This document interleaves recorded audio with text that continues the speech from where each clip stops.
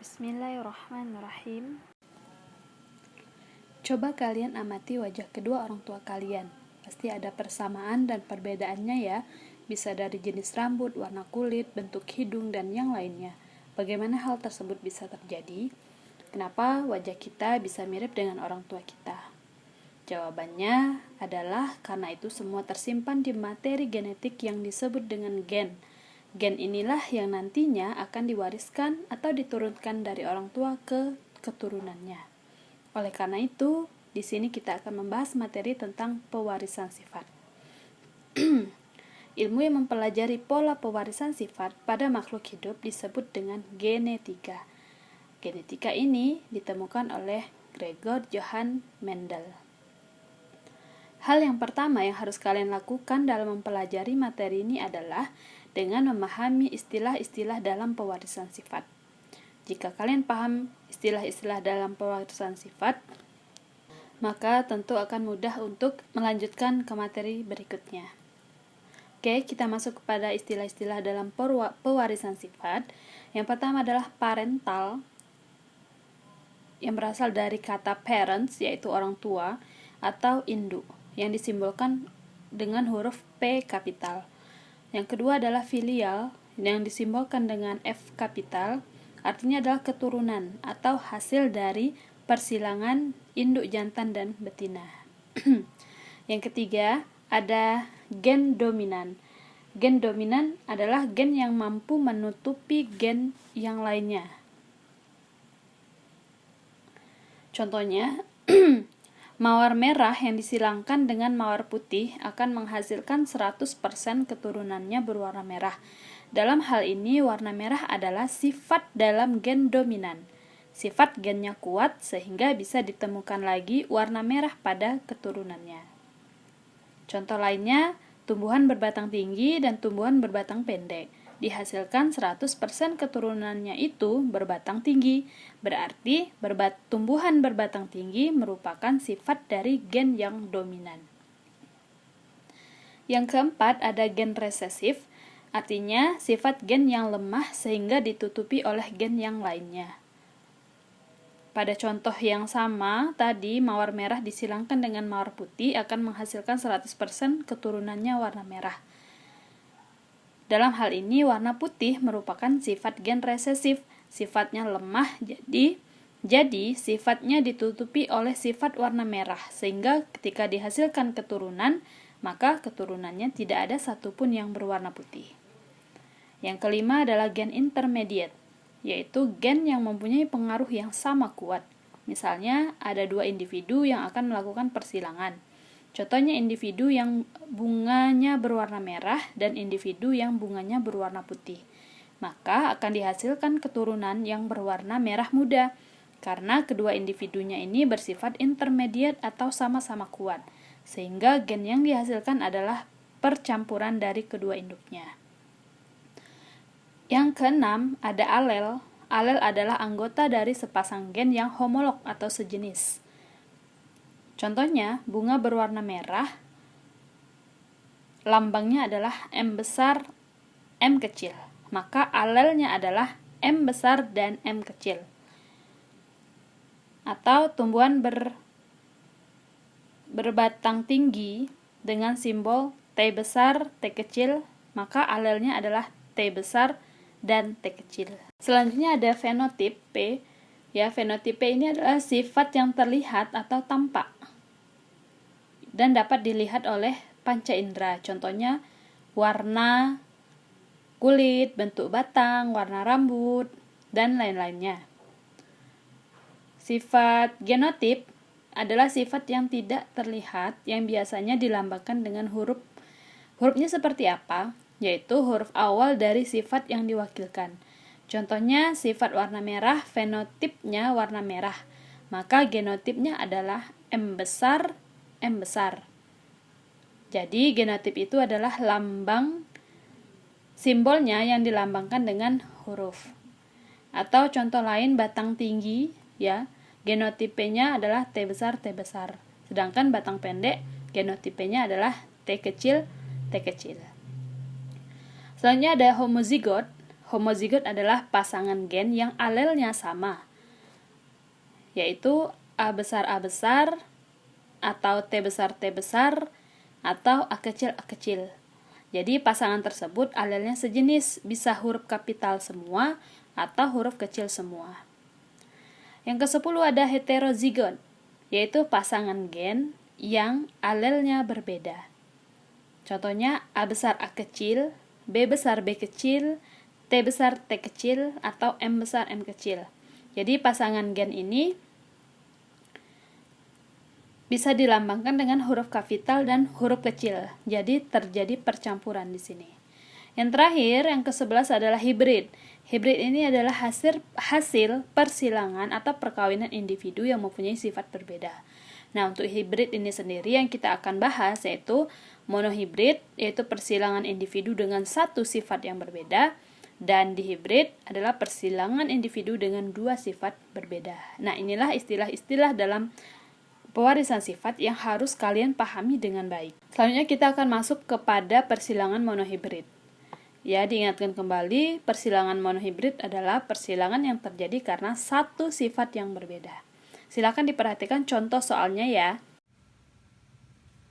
Ya, ini contoh soal untuk persilangan monohibrid.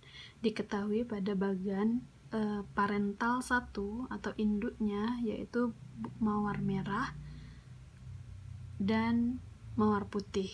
Jadi mawar merah ini sifatnya dominan daripada mawar putih. Untuk genotifnya, pada induknya mawar merah ini M besar dan mawar putih M kecil. Pertanyaannya, bila F1 disilangkan dengan sesamanya, maka perbandingan fenotip dan genotif pada F2 atau keturunan 2 adalah. Nah, untuk mencari F2, kita harus cari dulu F1-nya atau keturunan pertamanya, ya. Ada parental, ya. Kemudian kita menentukan gamet dan barulah kita dapatkan F1-nya. Kita lihat ya. Ini tadi kan parental, yaitu M besar disilang dengan M kecil. Ini parental. Nah, dari parental kita tentukan gamet. Kita lihat ya. Di sini parentalnya itu sama, sejenis, M besar dan M besar. Jika dia sama, gametnya cukup satu saja yang kita ambil, jadi M besar. Sedangkan yang ini M kecil, sama juga, jadi gametnya kita ambil satu saja, M kecil. Ini adalah gamet. Setelah menentukan gamet, kita silangkan antara induknya tadi, sel gamet dari induknya, yaitu M besar disilang dengan M kecil. Dapatlah F1 atau keturunan pertamanya, yaitu M besar, M kecil dengan fenotipnya merah. Nah, kita sudah dapat F1.